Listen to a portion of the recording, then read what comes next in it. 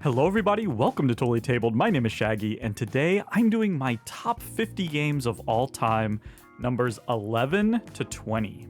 This is an elite group of games, absolute must-plays, and I think a few of the games on here are gonna surprise you. Let's not delay any longer, let's just jump right in. Number 20 is The Castles of Burgundy. As you'll see, I love games where you just roll dice and then use those dice to take actions. That's exactly what you're doing here, and Castles of Burgundy does it in such an accessible yet satisfying way. On your turn, you just roll your two dice, and then you're going to use those dice values to draft tiles onto your board. Once they're on your board, you can use the dice to then put them onto your map. You have to build out adjacent to tiles that are already there, and you're trying to fill the different districts on your map. You want to do it as fast as possible because the earlier you do it, the more points you get. But also the different types of tiles score in different ways and either give you special abilities that are ongoing throughout the game or maybe instant one-time benefits. You can build mines to get silver so that you can buy additional tiles. The boat tiles let you move up on the turn order track, which can be very important. You can also get goods and ship them for points. And anytime you can't use your dice, you can always collect workers and then use those workers to mitigate the dice in the future. I think this game does a great job of letting you do a little bit of push your luck, having enough dice mitigation, and having plenty of stuff you can do with your dice that there's always interesting decisions. And I love that the game comes with all different sorts of maps. The different map layouts really change the game. The game is definitely not a looker by any stretch of the imagination, and you definitely want to invest in those drawbags for all the different tiles to speed up the gameplay and the setup. But this is an evergreen for me, one of the absolute best medium weight Euros of all time. That is Castles of Burgundy. Number 19 is The Crew. In particular, the second one, which is The Crew Mission Deep Sea. This game is simply a trick-taking game, but cooperative.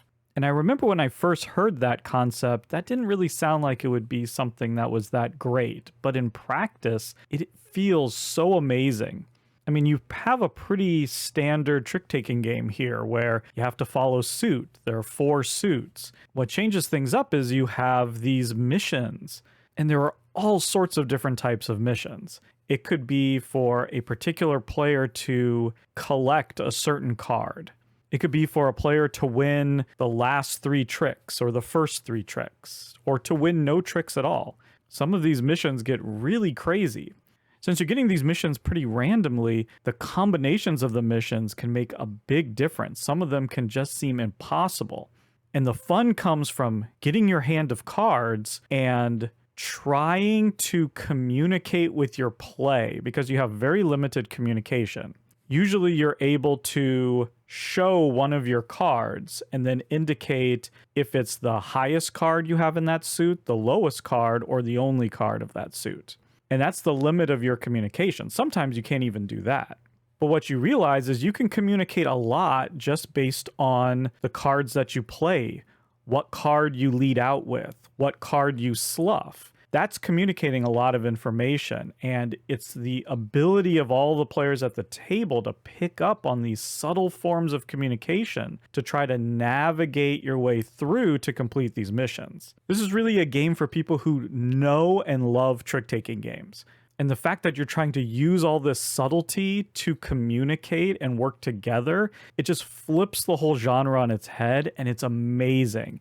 Definitely one of the best cooperative games out there. That is The Crew. Number 18 is The Gallerist. I think I rate The Gallerist slightly higher than some of the other Lacerda games, simply because I feel like this is the most accessible one. Don't get me wrong, it's still very heavy, there's still a lot going on, but I feel like I could teach this to someone who doesn't have a ton of experience with board games, and they could understand and enjoy themselves. The mechanisms and the theme, I think, have a lot of appeal. For me, the theme is just so fantastic. I love this idea of being a gallery owner, trying to find talented artists, commission work to hang in your gallery. and then to market them to try to get their fame to rise so that the work that you have will increase in value. And then inviting people into your gallery, hoping to sell the paintings and the sculpture or whatever for a higher price and make a lot of money. It's so wonderfully thematic. And I love that there's times where you're almost collaborating with the other players because you both have an interest in seeing the same artist succeed. I just really get a kick out of that. But what I really love is the worker placement here. You essentially have one worker, yourself, and you have 4 worker placement spots. Each of these spots, there's sort of 2 different things that you can do there. And as you move around, you're dropping off assistants into those spaces. And anytime someone comes in there, goes to a worker placement spot where you are or one of your assistants, you get bumped out and you get to take additional actions because of that. It's such a terrific worker placement twist. Rather than blocking someone out from some place because you're there, you're letting them come in, but you're getting a benefit for that. And so it's both positive interaction, but also there's a ton of angst involved there where you're trying to anticipate where someone might go so that you can get there first, so you can get that bumped out action. Or maybe you decide to go to a completely different spot because you don't want to go somewhere and give them some extra actions. It's just perfect. It's got both the angst and the positivity all wrapped into one. And it makes for a much more friendly feeling game than a lot of worker placements. And I think that's part of the appeal. I really do. I just find this one just a joy to play. And so that's why it's number 18, The Gallerist. Number 17 is At the Gates of Loyang. This is an early Uwe Rosenberg game that doesn't get nearly enough attention, in my opinion. It's a very unusual game in his catalog, but it's just an unusual game in general. I love this one both as a solo game and as a 2-player game. I mostly play solo, but the game is actually very different at those 2 different player counts. It's a card drafting game, and in the 2-player, the multiplayer version, you have this very unique way of drafting cards where you're drafting from a pool and you're also adding to it. As a solo game, they ditch that whole system and come up with a grid-based system where you have a grid of cards that you're drafting from. It makes for an awesome little puzzle. And then once you have your cards, you're playing them out into a tableau, and primarily you're trying to make money by completing contracts. You're putting out fields and planting various different vegetables in them, which you're harvesting, and then you're selling. Some of these contracts are like one time, like, one person might want 2 pumpkins and a leek, and you fulfill it, you get a shot of money. But then others are ongoing contracts that you need to fulfill every round for like 4 rounds. There's also these market stalls where you can switch out one vegetable for another and all this stuff. Helpers that have different special abilities. It's this great little puzzle. And what's cool is that on your turn, you have this list of actions that you can take, and you can pretty much do any of them in any order as many times as you want, except for one. One of them you can only do one time. But you have this really free-flowing, open-ended turn, very unlike most games. And I think for some people that can be kind of overwhelming, right? There's so little structure and you can kind of do whatever you want. I can see how that could lead to some analysis paralysis or maybe make the game a little more difficult to learn. But once you have it, it's so liberating. You kind of wish that more games were like this, where you're not confined to a real, such a structure. You can just kind of do things how you want. It allows for some neat combos and to sort of accomplish things that you might not have thought that you could have done at first. Really cool. And then on top of all of that, it has a very unique system for scoring, where at the end of the round, you can spend 1 coin to move up 1 point. But then after that, you have to spend money equal to the amount of points that you're moving up to. So let's say I had 4 points. I could spend 1 coin to go up to the 5-point slot. But then if I want to move up to 6 points, I have to spend 6 coins. And if I want to move up to 7, I'd have to spend 7 more. So you always want to end the round with at least 1 coin so you can move up that 1 spot. But then after that, it gets more and more expensive. And as the game goes along, it gets more and more expensive. So it becomes more important that you're building up your garden and your infrastructure so that you can keep bringing in more and more money. It's very challenging. I'm not very good at it, but man, it's so much fun. And the fact that it can play so good as a solo game and as a multiplayer game, it's really the feather in its cap. So that's my number 17, At the Gates of Loyang. Number 16 is Madeira. Madeira has got to be one of the heaviest games in my entire top 50, maybe even top 100. It's an absolute brain burner for me, but I adore it.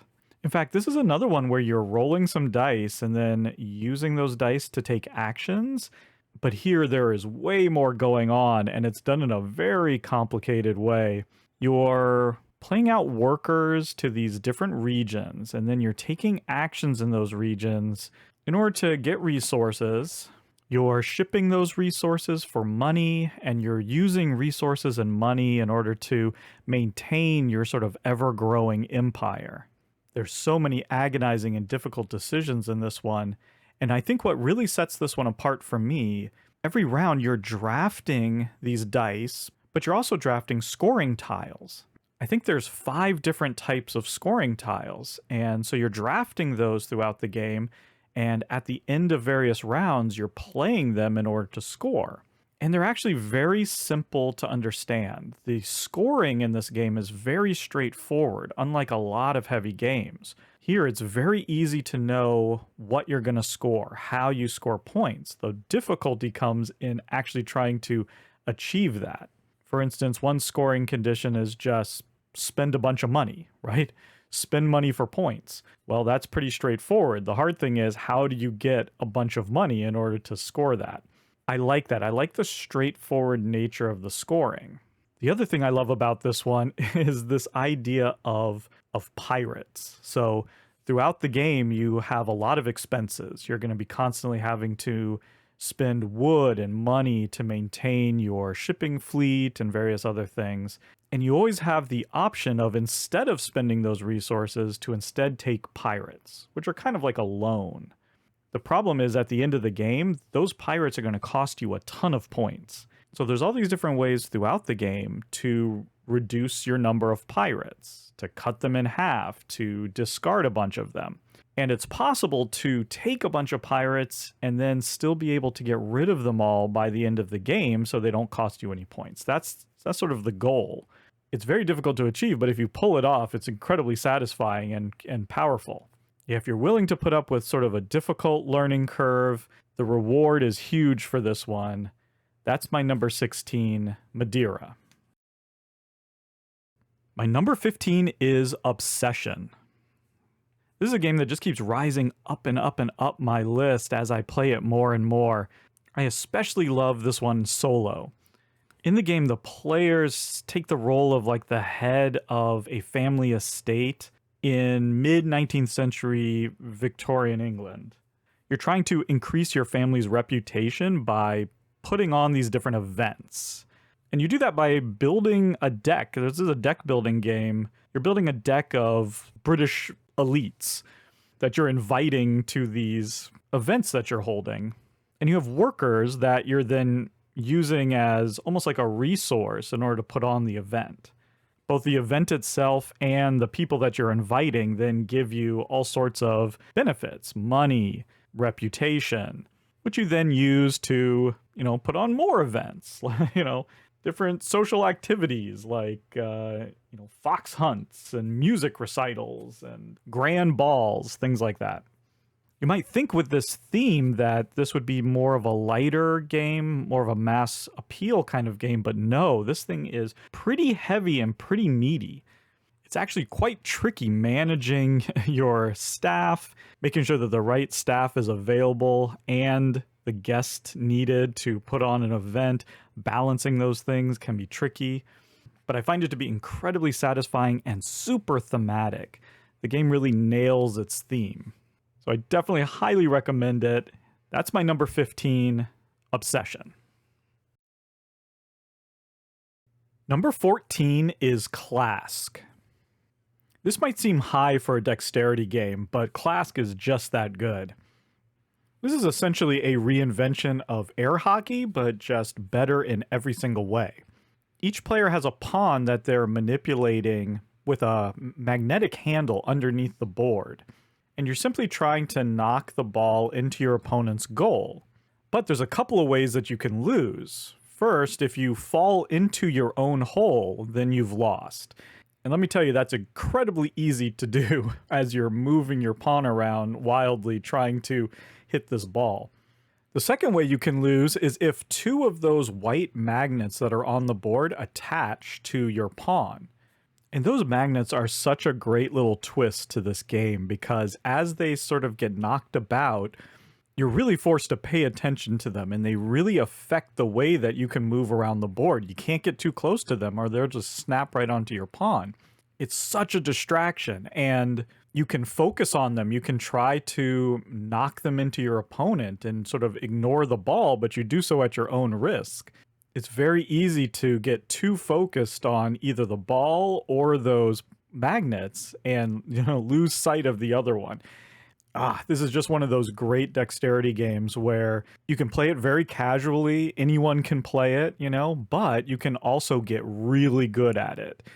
I think everyone should own at least one dexterity game, and this is the one that I would recommend. Just endless fun. That is KLASK. Number 13 is Trois. This game is as quirky as its art style. It's another one where you're rolling dice and then you're taking actions with those dice, but it does so in such a unique way. First of all, you can use your opponent's dice. You don't really have ownership over your dice. You can use anybody's dice. You just have to pay them for it. So a lot of times rolling a lot of high dice just means you're going to get paid and you're not going to even get to use those dice. And you're actually taking actions by grouping dice together. You can usually use 1, 2, or 3 dice. Group together, you add up the pip values. And then at a lot of these different action spots, it's going to have you dividing that total by maybe 2 or 3 or 4. You round down, and then that's how many times you can take the action. So I might go somewhere with, 12 pip value. I have to divide by 3. I can take that action 4 times. And the actions that are available are different every game.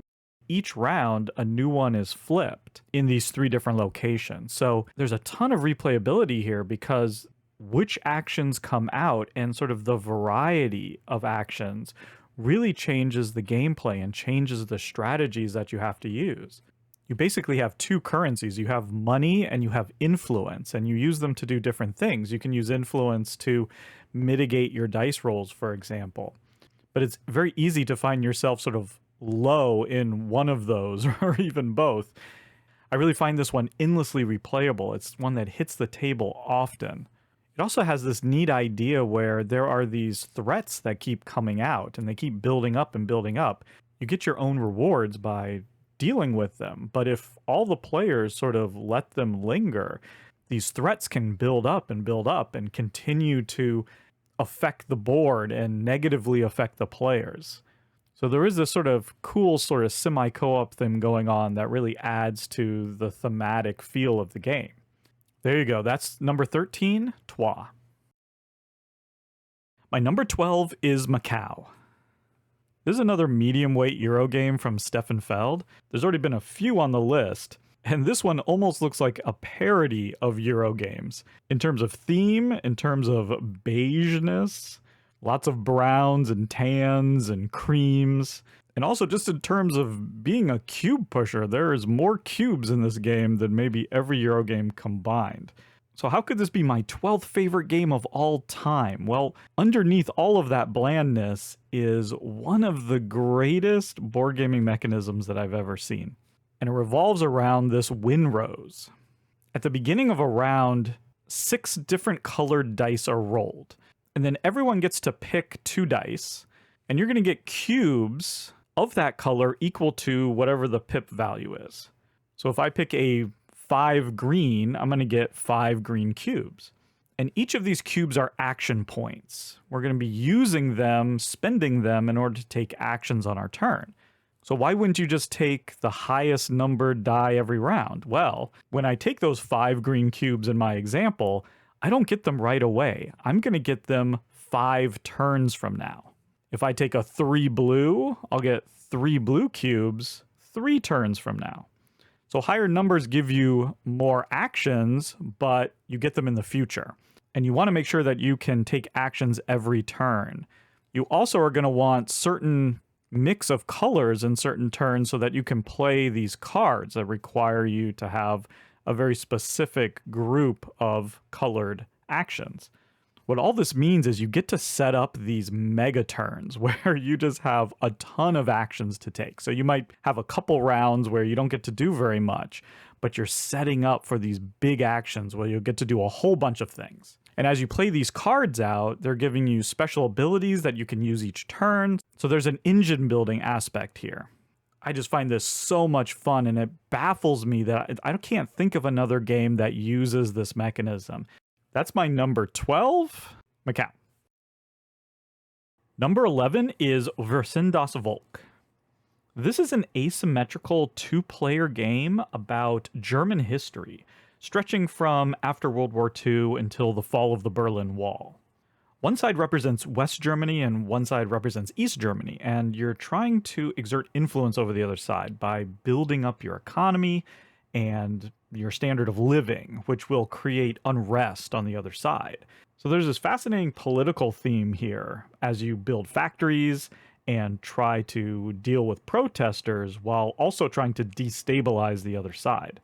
The game uses a card system similar to something like Twilight Struggle or 1989, where you can either trigger the event that's on the card or use action points that are on the card in order to, just take actions on the board, like constructing factories and building roads between your factories, which is increasing your economy in the different provinces.